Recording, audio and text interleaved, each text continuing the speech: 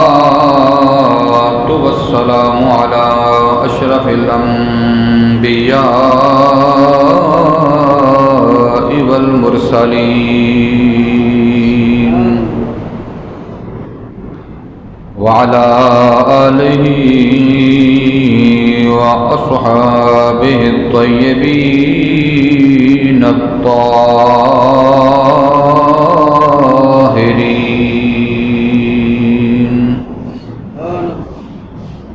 أما بعد فأعوذ بالله من الشيطان الرجيم. بسم الله الرحمن الرحيم.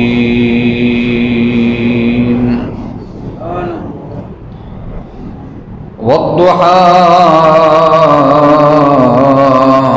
والليل إذا سجى ما ودعك ربك وما قلى وللآخرة خير لك من الأولى ولسوف يعطيك ربك فترضى. صدق الله مولانا العظيم وصدق رسوله النبي الكريم الأمين. رب اشرح لي صدري ويسر لي أمري واحلل عقدة من لساني يفقهوا قولي. يا رسول الله انظر حالنا یا حبیب اللہ اسمع قالنا اننی فی بحر غم مغرق خذ یدی سہل لنا اشقالنا. ان اللہ وملائکتہ یصلون علی النبی یا ایہا الذین آمنوا صلوا علیہ وسلموا تسلیما. الصلاۃ والسلام علیک یا سیدی یا رسول اللہ وعلی آلک وصحابک یا حبیب اللہ. الصلاۃ والسلام علیک یا سیدی یا امام الانبیاء والمرسلین وعلی آلک وصحابک یا سیدی یا خاتم النبیین.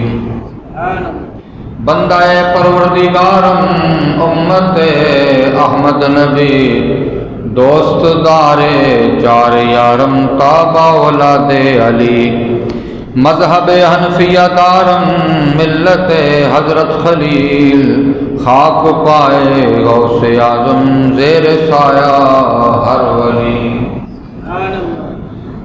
معزز و مکرم محترم محتشم حضرات و سامعین کرام، ماہ ربیع الاول شریف ہے. آج 19 ربیع الاول ہے اور اس مہینے میں جیسا کہ آپ کو معلوم ہے کہ ہر مسلمان اپنے نبی علیہ السلام کی شان میں اپنی عقیدت و محبت کا اظہار کرتا ہے اور حضور کی بارگاہ میں نذرانہ عقیدت پیش کرتا ہے نظم و نثر کی صورت میں. اور کبھی نبی پاک صلی اللہ علیہ وآلہ وسلم کے معجزات کا بیان ہو رہا ہوتا ہے، کبھی آپ کی سیرت پہ بیان ہو رہا ہوتا ہے، کبھی آپ کے سخی ہونے کے حوالے سے آپ کی جود و عطا کا ذکر ہو رہا ہوتا ہے. لوگ آپ کے حسن کے جلووں میں گم ہو کر حضور کے سراپے حسن کو بیان کر رہے ہوتے ہیں. تو آج انشاءاللہ نبی پاک صلی اللہ علیہ وآلہ وسلم آپ کے حسن و جمال کے حوالے سے کچھ بیان کرنے کی کوشش کریں گے، کما حقہ تو نہیں نہ ہو سکتا، لا یمکن الثناء کما کان حقہ بعد از خدا۔ بزرگ کوئی قصہ مختصر، کہ قصہ مختصر یہ ہے کہ اللہ کی ذات کے بعد سب سے جو اعلیٰ شان ہے وہ ہمارے آقا و مولا علیہ الصلوۃ والسلام کی ہے۔ سبحان اللہ۔ زندگیاں ختم ہو جائیں، قلم ٹوٹ جائیں اور عمریں بیت جائیں، کوئی قلم کوئی زبان ایسی نہیں ہے کہ جو ہمارے نبی کی شان کا حق ادا کر سکے، لیکن ہر بندہ جو کوشش کرتا ہے وہ اپنا حصہ ضرور ڈال لیتا ہے۔ نبی پاک صلی اللہ علیہ وآلہ وسلم کے حسن و جمال کا جب تذکرہ ہوتا ہے تو اس کا مقصد صرف بیان کرنا نہیں ہوتا۔ جب حضور کے حسن کا بیان ہو تو مقصد یہ ہوتا ہے کہ ہمارے دلوں میں، ہمارے دماغ میں نبی پاک کے حسن کے جو جلوے ہیں وہ منقش ہو جائیں، بیٹھ جائیں کہ ہمارے آقا کا حسن ایسا تھا۔ اور نبی پاک علیہ الصلوۃ والسلام کے دہن مبارک کی طرف توجہ جائے، یا حضور کے بال مبارک کی طرف توجہ جائے، زلفوں کی طرف توجہ بندے کی جائے، جس طرف بھی بندے کی نظر جائے، دماغ جائے، حضور کے حسن کے جلووں میں بندہ گم ہو جائے، اور حضور کی یاد کر کے بندہ اپنے ایمان کو تازگی دے لے۔ یہ مقصد ہوتا ہے تاکہ بندہ اپنے ایمان میں اور پختہ ہو جائے کہ یار کمال ہے، وہ حسن یوسف تھا کہ حسن یوسف کو دیکھ کر مصر کی عورتوں نے حسن یوسف پہ کٹی، مصر میں انگشت زنا، سر کٹاتے ہیں تیرے نام پہ مردان عرب۔ جنہوں نے حضور کے حسن کو کبھی بیان ہی نہ کیا ہو، اور جنہوں نے نبی پاک علیہ الصلوۃ والسلام کے حسن کا کبھی تذکرہ ہی نہ کیا ہو، یا جس نے دیکھا ہی نہ ہو، وہ حضور کا حسن کیا بیان کر سکتا ہے؟ یا جس نے پڑھا ہی نہ ہو حضور کا سراپا، آپ کا حسن، وہ کیا بیان کرے گا؟ یا وہ کبھی حضور کے حسن کے جلووں میں گم ہی نہ ہوا ہو تو اس نے کیا بیان کرنا ہے؟ یہ سارے مسئلے اور روڑے ہیں نہ دیکھنے کے، نہ بیان کرنے کے، نہ پڑھنے کے سارے روڑے ہیں۔ جب تک مصر کی عورتوں نے حسن یوسف کو نہیں دیکھا تھا تب تک تانے دیتی رہیں، جب دیکھ لیا پھر اپنی انگلیاں بھی کاٹ دیں، دیکھتی رہیں، تانے دیتی رہیں زلیخا کو کہ اے زلیخا، جس غلام کو تم نے اپنے ہاتھوں سے خریدا بازار مصر سے، جس غلام کو تم نے اپنے ہاتھوں سے خریدا اسی پر ہی تم عاشقہ ہو گئی ہو، اسی پر ہی مر گئی ہو جس کو اپنے ہاتھوں سے خریدا۔ زلیخا کو سمجھ نہیں آ رہی تھی کہ میں ان عورتوں کا علاج کیا کروں، ان کو کیا جواب دوں۔ بس ذہن میں اللہ نے بات ڈالی کہ ان کا میں علاج کر کے دکھاؤں گی۔ کیا کیا؟ ایک دن عورتوں کو اکٹھا کر لیا جو تانے دیتی تھی سہیلیاں، ایک جگہ پہ ان کی محفل سجا دی، تیز چھریاں ہاتھ میں پکڑا دیں اور ہاتھ میں پکڑا کر فروٹ بھی دے دیا کہ یہ لو کاٹو۔ جب انہوں نے فروٹ کاٹنا شروع کیا، ادھر سے جناب یوسف کو عرض کیا کہ جناب ایک بار تشریف لے آؤ، میری عزت کا مسئلہ ہے، ذرا ایک دفعہ ان کو بھی جلوہ دکھاؤ نا تاکہ ان کو سمجھ آ جائے۔ بارکہ نے ترلے منتے جیسے تیسے بھی جناب یوسف کو تیار کر لیا۔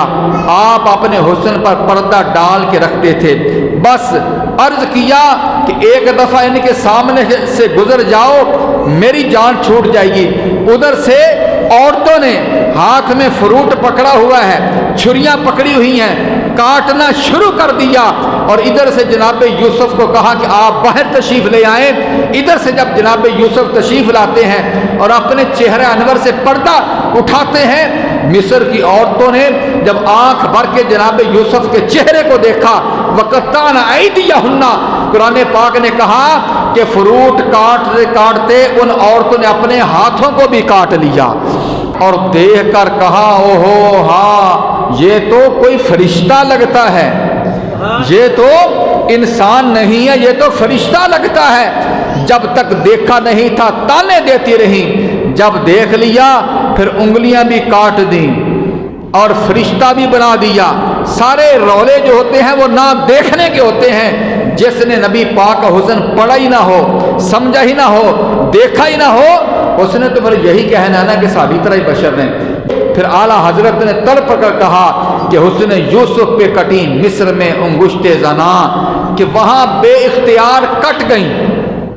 حسن یوسف پہ کٹی بے اختیار، ارادہ نہیں تھا کاٹنے کا، بے اختیار حسن یوسف کو دیکھا تو انگلیاں کاٹ بیٹھی، انگلیاں کاٹ بیٹھی بے اختیار۔ اور دوسرے مصرے میں اعلیٰ حضرت نے بڑی لمبی بات کر دی، فرماتے ہیں ادھر حسن یوسف ہے اور ادھر کیا ہے؟ سر کٹاتے ہیں تیرے نام پہ، سر کٹاتے ہیں تیرے نام پہ۔ ادھر کیا ہے؟ حسن یوسف ہے، ادھر سرکار کا نام ہے۔ کہتے ہیں کہ حسن یوسف پہ کٹی، اور ادھر عرب کے مرد ہیں، انگلیاں نہیں کٹی بلکہ کہتے ہیں سر کٹاتے ہیں، ادھر مرد ہیں سر کٹاتے ہیں، حسن پہ نہیں، حضور کا نام بھی آ جائے جان کی بازی کو لگانے کے لیے غلام تیار ہو جاتے ہیں۔ شیر ایک ہی ہے، غور کیا جائے تو کتنا فرق نکلا۔ حسن یوسف پہ کٹی مصر میں انگشت زنا، عورتوں کی انگلیاں کٹ گئیں جناب یوسف کے حسن کو دیکھ کر، اور ادھر کیا ہے؟ سر کٹاتے ہیں تیرے نام پہ مردان عرب، کہ حضور کا نام بھی جہاں آ گیا، عرب کے مردوں نے حضور کے نام پر اپنی جان کو قربان کر دیا۔ کسی صحابی نے پرواہ کی؟ بالکل نہیں کی۔ جناب رسول اللہ صلی اللہ علیہ وآلہ وسلم، آپ کا حسن مبارک جناب یوسف کا حسن میرے آقا کے حسن مبارک کے مقابلے میں ایک ذرے کے برابر بھی نہیں بن سکتا۔ علامہ بصیری فرماتے ہیں کہ منزہ عن شریک فی محاسنہ فجوہر الحسن فیہ غیر منقسم۔ آپ فرماتے ہیں کہ اللہ نے اپنے محبوب کو جو حسن و جمال عطا فرمایا تھا نا، ایسا حسن و جمال تھا کہ اس حسن میں کوئی بندہ شریک نہیں ہو سکا۔ غیر منقسم، حسن وہ ٹکڑے ٹکڑے نہیں ہوا، تقسیم نہیں ہوا، بلکہ جس طرح اللہ کی ذات وحدہ لا شریک ہے نا، اس ذات میں کوئی شریک نہیں ہے۔ اللہ کی ذات وحدہ لا شریک ہے، اس ذات میں کوئی شریک نہیں ہے۔ میرے آقا کا حسن بھی لا شریک تھا، فرماتے ہیں غیر منقسم، اس میں کوئی بندہ شریک نہیں تھا۔ اور علامہ بصیری فرماتے ہیں دا مدحت النصارى فی نبیہم، دا مدحت النصارى فی نبیہم وحکم بما شئت مدحا فیہ وحتکم فانسب الی ذاتہ ما شئت من شرف وانسب الی قدرہ ما شئت من عظم۔ آپ فرماتے ہیں کہ اللہ کے پیارے محبوب کے جلووں کو جب دیکھو اور آپ کے اوصاف جب بیان کرو تو بس ایک بات نبی کے بارے میں نہیں کہنی۔ وہ کون سی؟ فرمایا کہ عیسیٰ علیہ السلام کو عیسائیوں نے رب کا بیٹا کہہ دیا۔ علامہ بصیری کہتے ہیں دعمت النصارى فی نبیہم، بس یہ بات نہیں نبی کے بارے میں کرنی کہ ہمارے نبی رب کے بیٹے ہیں، اور کرنا کیا ہے؟ فرمایا فانسب الی وحکم بما شئت مدحا فیہ وحتکم۔ اس کے علاوہ جتنی بھی شان اپنے آقا کی بیان کرتے رہو، جو مرضی شان بیان کرتے رہو، فانسب الی ذاتہ ما شئت من شرف وانسب الی قدرہ ما شئت من عظم۔ فرماتے ہیں کہ اس کے علاوہ اپنے آقا کی تم جتنی بھی شان بیان کرو، جتنی بھی شرف بیان کرو، جتنی بھی عظمت بیان کرو، تم نہیں کر سکتے۔ کیوں نہیں کر سکتے؟ فرماتے ہیں کہ فَيُعْرِبُ عَنْهُ نَاطِقٌ بِفَمِّهِ۔ آپ فرماتے ہیں کہ کوئی زبان ایسی ہے ہی نہیں جو اپنے آقا کی تعریف کر سکے۔ اور آخر میں فرماتے ہیں لَوْ نَاسَبَتْ قَدْرَهُ آيَاتُهُ الْعِظَامَ أَحْيَا اسْمُهُ حِينَ يُدْعَى دَارِسَ الرِّمَامِ۔ آپ فرماتے ہیں کہ اللہ نے اپنے محبوب کو جتنے معجزات عطا فرمائے ہیں، اگر جتنی اللہ نے میرے آقا کی شان بنائی ہے نا، اگر شان کے مطابق معجزات ملتے، اگر اس شان کے مطابق اللہ اپنے نبی کو معجزات دیتا، احیسمہ حین یدعا دارس الرمام، ہمارے آقا کی شان یہ ہے کہ اگر ہمارے نبی کا نام کسی مردہ ہڈی پر بھی پڑا جاتا اللہ نے اس کو بھی زندہ فرما دینا تھا۔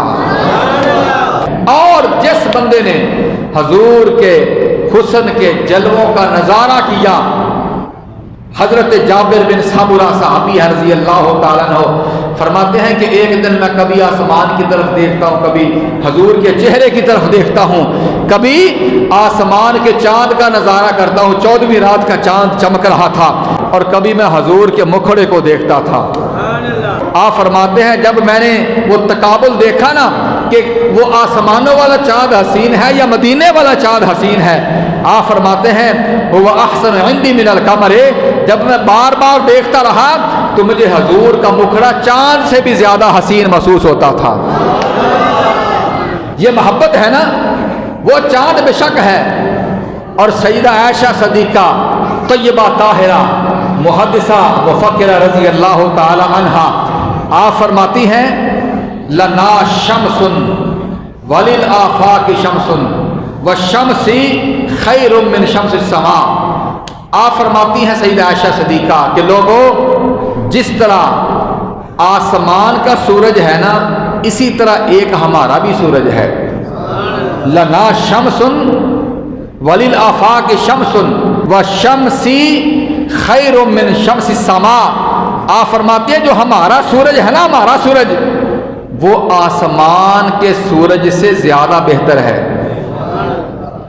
یا سیدہ عائشہ صدیقہ بتائیے کیوں بہتر ہے؟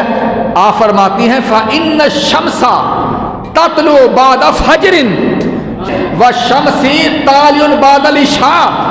آپ فرماتی ہیں کہ جو آسمان کا سورج ہے نا، وہ سورج تو وہ ہے جو فجر کے بعد طلوع ہوتا ہے، ہمارا سورج وہ ہے جو شام کے بعد طلوع ہوتا ہے۔ میرے آقا کے حسن و جمال کے جلوے ہی ایسے تھے۔ میرے آقا کا حسن مبارک ایسا تھا، ہم لوگ روشنی میں دیکھتے ہیں، اندھیرے میں ہمارے لیے دیکھنا ممکن نہیں ہے۔ کوئی ایسا بندہ ہے جو کہے مجھے اندھیرے میں نظر آتا ہے؟ کیا بھی تینوں نظر آتا ہے؟ نہیں، کسی بندے کو اندھیرے میں نظر نہیں آئے گا، لیکن اللہ نے اپنے محبوب کی آنکھوں میں ایسا حسن رکھا ہے، میرے آقا روشنی میں بھی اتنا ہی دیکھتے تھے، اندھیرے میں بھی اتنا ہی دیکھا کرتے تھے۔ ایک بات، دوسرا یہ ہے کہ میرے آقا و مولا صلی اللہ علیہ وآلہ وسلم ایک دن نماز پڑھا رہے ہیں، بخاری شریف میں حدیث ہے، نماز پڑھاتے پڑھاتے آپ نے فرمایا، نماز پڑھانے کے بعد ایک بندے نے نماز پیچھے صحیح نہیں پڑھی، فرمایا کہ خبردار، اللہ کی قسم، آپ نے قسم اٹھا کے فرمایا کہ اللہ کی قسم، جس طرح میں آگے دیکھتا ہوں اسی طرح میں پیچھے بھی دیکھتا ہوں۔ فرمایا تمہارے رکوع، تمہارے خشوع مجھ سے پوشیدہ نہیں ہے، تم نے نماز فلاں بندے نے صحیح نہیں پڑھی، فرمایا کہ جس طرح میں آگے دیکھتا ہوں اسی طرح میں پیچھے بھی دیکھتا ہوں۔ ساڑھے رنگے تو نہ ہوئے ہے نا جی۔ پھر بند آکھے جی نبی اے محبوب فرما دیئے انما انا بشر مثلکم، وہ تو محبوب فرما دیجئے، ان کو فرما دیجئے میں تمہاری طرح بشر ہوں، عقل نہ بندہ گال کرے۔ علامہ بصیری رحمۃ اللہ علیہ فرماتے ہیں جب میں قصیدہ بردہ شریف لکھ رہا تھا نا تو میں نے یہ شعر کا پہلا مصرع لکھا، فَمَبْلَغُ الْعِلْمِ فِيهِ أَنَّهُ بَشَرٌ۔ آپ فرمانے لگے کہ میرا علم یہ کہتا ہے کہ آپ بشر ہیں۔ جب بشر کہا نا نبی پاک کو تو رک گئے، یا رسول اللہ یا اکرم الخلق مالی من الوذ بہ، یا رسول اللہ ہن تھوڑے تو علاوہ میرا ہن کون ہے جڑا مصیبت دے ویلے کول آوے۔ اس طرح ٹائی مار کے جدو لکھیا نا شعر تو نبی پاک علیہ الصلوۃ والسلام کی خواب میں ہی زیارت نصیب ہو جاتی ہے۔ تو آپ نے حضرت امام بصیری نے پورا قصیدہ بردہ شریف، قصیدہ کہتے ہیں نعت کو، بردہ کہتے ہیں دھاری دار چادر کو، یہ وہ قصیدہ ہے جس کو سن کر میرے آقا نے امام بصیری کو دھاری دار چادر کا تحفہ عطا فرمایا تھا۔ اللہ اکبر۔ اور جب بیمار ہوئے سارے طبیب بے بس ہو گئے تو طبیب دو جہاں کی طرف توجہ کی، اور توجہ میں کرتے کرتے پوری یہ نظم لکھی، تقریباً 160 یا 65 شعر بنتے ہیں یہ عربی میں. آپ نے لکھے پھر شعر، جب لکھے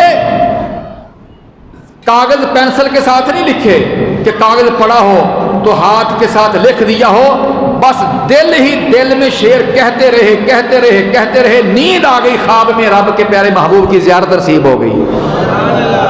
جب زیارت نصیب ہوئی آپ فرمانے لگے بصیری ذرا اٹھو نا، مجھے میری نعت سناؤ. اے بصیری ذرا اٹھو، میری نعت سناؤ.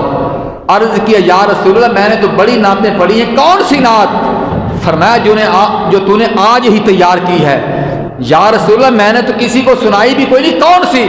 تو آپ نے اس قصیدے کا پہلا شعر خود رسول اللہ نے پڑھ کے سنایا. آپ نے فرمایا یہ نعت. اچھا یا رسول اللہ، نبی پاک صلی اللہ علیہ وسلم کی بارگاہ ہے، امام بصیری نے ہاتھ باندھ دیے، مرض فالج ہے، چارپائی پہ لیٹے ہوئے ہیں. جو دل ہی دل میں نعت تیار کی تھی حضور صلی اللہ علیہ وآلہ وسلم کو امام بصیری نے نعت سنانا شروع کر دی. سارے شعر پڑھتے گئے. جب یہ شعر آیا نا فَمَبْلَغُ الْعِلْمِ فِيهِ أَنَّهُ بَشَرٌ، میرا علم یہ کہتا ہے کہ آپ بشر ہیں. جب بشر کہا حضور کی بارگاہ میں تو رک گئے. یا رسول اللہ میں نے آپ کو بشر کہہ دیا. کہہ کے جب رکے تو آقا فرمانے لگے اگر میں بشر ہوں تو اگلا مصرع ایسے کہہ دو وَأَنَّهُ خَيْرُ الْخَلْقِ كُلِّهِمْ، اگرچہ میں لبادہ بشریت میں آیا ہوں لیکن اللہ نے مجھے ساری مخلوق سے افضل بنا کے پیدا فرمایا ہے. فَمَبْلَغُ الْعِلْمِ فِيهِ أَنَّهُ بَشَرٌ وَأَنَّهُ خَيْرُ الْخَلْقِ كُلِّهِمْ. اگرچہ میں فرمایا بشر ہوں، دوسرا مصرع خود لکھوایا، فرمایا یہ لکھو کہ میں اللہ کی ساری مخلوق میں سے بہتر ہوں. پھر جب پورا قصیدہ پڑھ دیا حضور کی بارگاہ میں پیش کر دیا، میرے آقا نے ید اللہ والا گورا گورا ہاتھ حضور امام بصیری کے جب جسم پر لگایا، اللہ نے مرض فالج کو دور فرما دیا. تو صبح جدو ہوئی نا تو آپ بالکل صحیح سلامت اٹھے. پھر آپ نے نبی پاک علیہ السلام نے خواب میں ہی آپ کو چادر بھی عطا فرمائی. یہ ناممکن نہیں ہے، یہ گل ہر کسی نے سمجھ آنے والی نہیں. اس سے مناظرہ باس نہیں کرنی کسی دن آپ، کیوں جی ہر بندے کے دماغ میں اتنی نہیں ہوتی، ہارڈ ڈسک ہر بندے کی اتنی نہیں ہوتی کہ بات کو سمجھ سکے. یہ معرفت کی باتیں ہر بندے کے کھانے میں پڑھ بھی نہیں سکتی. یہ تو وہ بندہ جانے نا جی، یہ تو وہ بندہ جانے نا جس کو اس چیز کی سمجھ ہے. امام بصیری چادر بھی مل گئی. صبح جب اٹھتے ہیں نا تو باہر نکلے، شاگرد بھاگ کے آئے پکڑنے کے لیے، فرمایا چھوڑ دو. اچھا جب باہر نکلے تو حضرت ابو صدیق ایک بزرگ ہیں، ابو رجاء الصدیق ایک بزرگ ملتے ہیں. وہ بزرگ کہنے لگے کہ جناب امام بصیری مجھے وہ نعت سناؤ. کہنے لگے کون سی نعت؟ آپ عرض کرتے کہ جناب جو نعت آپ رات کو رسول اللہ کی بارگاہ میں پیش کر رہے تھے. عجیب بات ہے بھائی، نبی پاک کی جب کچہری لگے تو پھر وہاں بزرگ بھی حاضر خدمت ہو جاتے ہیں. وہ کہنے لگے تمہیں کیسے پتہ چلا؟ وہ کہنے لگے سمعت البارحہ تنشدها بین یدی نبی صلی اللہ علیہ وسلم. آپ عرض کرتے کہ جناب جب آپ نبی پاک کی بارگاہ میں نعت پیش کر رہے تھے نا، میں دیکھ رہا تھا وَهُوَ يَتَمَایَلُ وَيَتَحَرَّكُ بِحُبُوبِ نَسِیمِ الرِّیَاحِ. امام ابو رجاء الصدیق کہنے لگے کہ جناب جب آپ نعت نبی پاک کی بارگاہ میں پیش کر رہے تھے نا، میں حضور کے مکھڑے کی طرف دیکھ رہا تھا، میں حضور کی طرف دیکھ رہا تھا. وہ تیری نعت سن کے ایسے جھوم رہے تھے جیسے ہوا کے زور سے پھلدار درخت کی ٹہنیاں جھوما کرتی ہیں. ہم جو حضور کی نعت جھوم جھوم کے پڑھتے ہیں نا، وہ نعت خواہ بھی زور لگاتے ہیں جھوم کے بولو اور جوش سے بولو، یہ ہم ایسے نہیں جھوم. یہ حضور کے عشق میں مست جب بندہ جب ہو تو پھر ہی جھوما جاتا ہے نا. تو وہ میرے آقا علیہ الصلوۃ والسلام خود وہ جھوم جھوم کے نعت شریف سن رہے ہیں اور مرض فالج بھی دور ہو گیا. امام بصیری کو دھاری دار چادر کا تحفہ بھی مل گیا. بردہ کہتے ہیں چادر کو، قصیدہ کہتے ہیں نعت کو، یعنی قصیدہ بردہ یہ وہ قصیدہ ہے، یہ وہ نعت ہے کہ جس پر میرے آقا نے انعام کے طور پر امام بصیری کو چادر عطا فرمائی تھی۔ اچھا یہ بات ناممکن نہیں، میں آپ کو ایک اور حوالہ دیتا ہوں۔ حضرت شاہ ولی اللہ محدث دہلوی رحمۃ اللہ علیہ کا نام تقریباً سبھی نے سنا ہوگا، یا یہ اسکول کی کتابوں میں نام آتا ہے، شاہ ولی اللہ محدث دہلوی۔ ان کے والد تھے شاہ عبد الرحیم دہلوی رحمۃ اللہ تعالی علیہ، یہ شاہ عبد العزیز کے دادا ہیں، اور شاہ ولی اللہ کے باپ حضرت شاہ عبد الرحیم دہلوی رحمۃ اللہ تعالی علیہ۔ آپ لکھتے ہیں، فارسی کی کتاب ہے، اس میں آپ لکھتے ہیں کہ میرے والد ماجد حضرت شاہ عبد الرحیم دہلوی رحمۃ اللہ علیہ بیمار ہو گئے، سخت بخار ہے، بخار نہیں اتر رہا، تو چارپائی پہ لیٹا ہوا ہوں، چارپائی پہ لیٹا ہوا ہوں، ایک بزرگ آئے، پتہ ہے نا کوئی اب کسی افسر نے آنا ہو تو روٹ لگتا ہے، روٹ لگاتے ہیں جی فلانے افسر صاحب، صدر صاحب، وزیر اعظم صاحب آ رہے ہیں، پولیس کی وہ ڈیوٹیاں لگ جاتی ہیں راستے میں، کوئی شخصیت نے آنا ہو، تو ادھر بھی روٹ لگ گیا۔ حضرت شاہ عبد الرحیم دہلوی رحمۃ اللہ تعالی علیہ، آپ کو بخار ہے، بستر پر لیٹے ہوئے ہیں، ایک بزرگ آئے، آ کے عرض کرتے ہیں کہ حضور جس طرف آپ کے پاؤں ہے نا ادھر دروازہ ہے، اپنے پاؤں کا رخ موڑ لیجئے، ادھر سے ابھی ہمارے آقا کی تشریف آوری ہونے والی ہے۔ اللہ اکبر، چارپائی کا رخ موڑ دیا گیا۔ تو میرے آقا علیہ الصلوۃ والسلام کے حوالے سے امام حضرت شاہ عبد الرحیم دہلوی فرماتے ہیں کہ نبی پاک علیہ الصلوۃ والسلام نے نا اپنی داڑھی مبارک کو، ریش مبارک کو میرے منہ پہ رکھا، اس طرح بالکل قریب ہو گئے، اور میں روتا رہا، اور اس حالت میں میرے جو آنسو تھے نا سرکار کی داڑھی مبارک کو بھی لگ رہے ہیں، اور بس اسی کیفیت میں مجھے شدید بخار ہے، آرام نہیں آ رہا تھا۔ میں کیا دیکھ رہا ہوں کہ آقا کی جلوہ گری ہے، بس میرے آقا کا تشریف لانا ہی تھا، میری طبیعت سے بخار اترنا شروع ہو گیا۔ جب بہتری ہوئی تو امام شاہ عبد الرحیم دہلوی فرماتے ہیں کہ میرے دل میں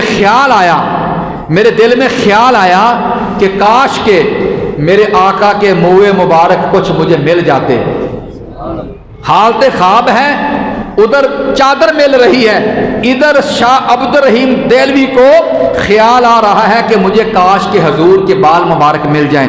تو میرے آقا نے فرماتے ہیں میرے دل کی کیفیت کو جان کے فرمایا، یہ لو، آپ نے یوں کر کے نا 2 بال مبارک آپ کو عطا فرما دیے۔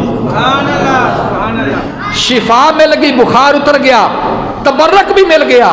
جب آقا تشریف لے گئے، شاہ عبد الرحیم فرماتے میں رات تھی نا، جلدی جب مجھے آنکھ میری کھلی نا، میں نے وہ دیوا لیا، چراغ لیا، آقا کے بال تلاش کروں، مجھے بال نظر نہیں آئے، میں بڑا پریشان ہو گیا، میرا تبرک کدھر گیا۔ جب پریشان ہوا، آنکھ میری بند ہوئی، پھر آقا کی زیارت ہو جاتی ہے۔ فرمانے لگے عبد الرحیم پریشان نہ ہو بیٹا، پریشان نہ ہو، میں نے بال تمہاری حفاظت کے لیے تمہارے سرانے کے نیچے رکھ دیے ہیں۔ فرماتے ہیں میں نے اس سرانے کے نیچے سے بال پھر نکالے بھی۔ یہ بات کچی نہیں ہے، یہ بات پکی ہے۔ شاہ ولی اللہ محدث دہلوی رحمۃ اللہ علیہ نے یہ نقل کی ہے۔ بڑے بڑے لوگ اختلافات کرتے ہیں، کم از کم شاہ ولی اللہ محدث دہلوی کو بہت سارے لوگ مانتے ہیں، کم از کم ان بزرگوں کے پیچھے چل پڑو، یقین مانو اللہ کی قسمیں 99% اختلافات ختم ہو جائیں گے۔ ہم تو یہ چاہتے ہیں اور کہتے ہیں کہ جب میرے آقا کی ثنا خوانی ہوتی ہے، حضور کی محبت میں جب درود پاک پڑھا جاتا ہے، شان بیان کی جاتی ہے، وہ بڑے لاجپال آقا ہیں، بڑی مہربانیاں فرما دیتے ہیں بندے کو۔ یہ میں نے نبی پاک علیہ الصلوۃ والسلام کے حسن و جمال کا جو تذکرہ شروع کیا تھا نا، یہ بیان کرنے کا مقصد یہ ہوتا ہے کہ ہم ہیں مسلمان، ہم ہیں الحمدللہ مسلمان، ہمارے ذہنوں میں نبی پاک کے حسن کے جلوے بس جائیں، رچ جائیں، اور ہم اسی حسن کے جلووں میں ہی دنیا سے جب جائیں نا، تو اعلیٰ حضرت نے کیا لکھا تھا کہ لحد میں عشق روح شاہ کا داغ لے کے چلے۔ قبر تو اندھیری ہونی ہے نا، لحد میں عشق روح شاہ کا داغ لے کے چلے، اور اندھیری رات سنی تھی چراغ لے کے چلے۔ سبحان اللہ۔ اندھیری رات سنی تھی چراغ لے کے چلے۔ یہ حضور کی محبت کا چراغ ایسا ہے، جب تم قبر میں لے جاؤ گے انشاءاللہ قبر پھر اندھیری نہیں رہے گی بلکہ جگمگا اٹھے گی۔ اللہ تعالی حضور کی محبت نصیب فرمائے۔ وآخر دعوانا ان الحمد للہ رب العالمین۔